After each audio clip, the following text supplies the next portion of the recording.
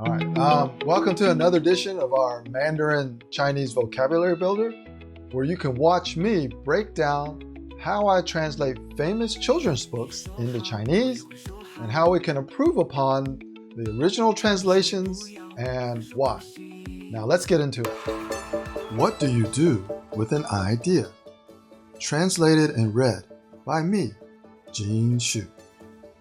有了想法，你会怎么办? At first, I didn't think much of it. It seemed kind of strange and fragile. I didn't know what to do with it, so I just walked away. I acted like it didn't belong to me. 一开始，我没有怎么关注它，它看起来很奇怪，很脆弱，我不知道该怎么处理它，所以我就离开了。我假装它不属于我。In English, at first, I didn't think much of it. 一开始，我没怎么关注它。That was my original translation. And the more I thought about it, instead of 一开始, perhaps I could have used 当时 to represent at first. Because 一开始 means in the beginning, and 当时 means at the time. So 当 is at the time, or actually 当时 is at the time. 当 is when, during, or ought, and 时 is time or when. I didn't think much of it. 我没怎么关注它。I changed that too. So instead of 一开始我没怎么关注它, I changed it to 当时我没理它. So the top translation would be didn't pay much attention to it. And then the way I changed it is I just ignored it. 没 is the negative prefix for verbs. Didn't, have not or not, and 理 is to pay attention to. And of course, 他 is him or it. It's the third person singular.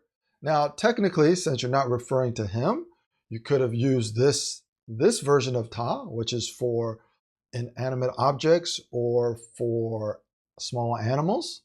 That would have been another way to do it. And then, so I would be 当时我没理他. But thinking even deeper, I think even a better translation that's closer to the original meaning would be 当时我没想太多. So 我没想太多 actually is I didn't think too much.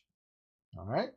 没 again is the negative prefix. 想 is think. And 太多 is too much. 当时我没想太多. At first, I didn't think too much of it. All right? 它看起来 it seemed kind of strange and fragile.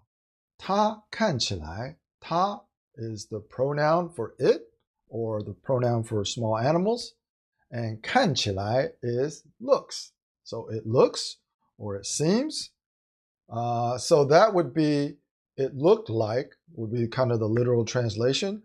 But perhaps I could have just said 它好像, which means, or translates better to it seemed or appeared like.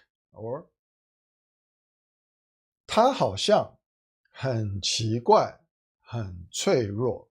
So it seemed 很奇怪, 很 is very, 奇怪 is strange. So it seemed very strange. 很脆弱, very fragile. 脆弱 is fragile.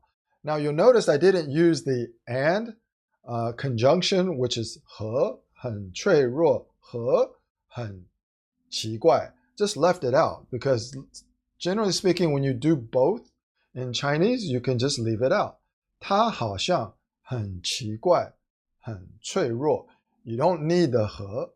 And also, 看起来 is what I originally used in the translation 看起来 can be seemingly, apparently, appears to be, but it more closely translates to it looks as if, whereas 好像, which is the translation I ultimately settle with, is more of as if or to seem like, which I thought was a better translation.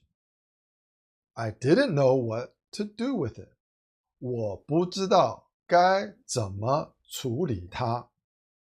我不知道，不知道 is don't know, so 我不知道 is I don't know. 该怎么，该 is ought or should, 怎么 is how, what, or why.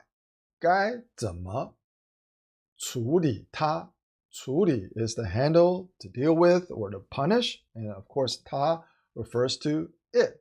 I didn't know what to do with it. 我不知道该怎么处理它. Of course, this is a literal translation. All right. Another way I could have translated it was 我不知道该怎么办. Okay, I didn't know what to do. That probably would have been a better translation. So I just walked away. All right. 所以我就离开了. Now, the 就 means just, but in the translation, you could also just say 所以我离开了. You can actually leave out that extra word that literally translates into just and just say 所以我离开了. 所以 is so, 离开了 is to leave or left. So I just left, and I would just translate it to so I left. Of course, if you really wanted to get even better with the translation, you could also say 所以我走开了, which is so I walked away. 走开 is just walk away. 所以我走开了. I acted like it didn't belong to me. 我假装它不属于我。我假装 is to pretend. 不属于 is to belong to. Of course, 不 is doesn't. So I acted like it didn't belong to me. 我假装它不属于我.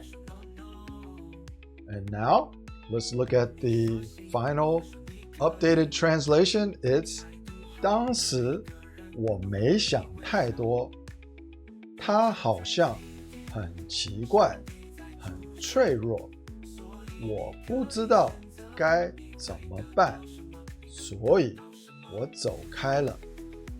我假装他不属于我。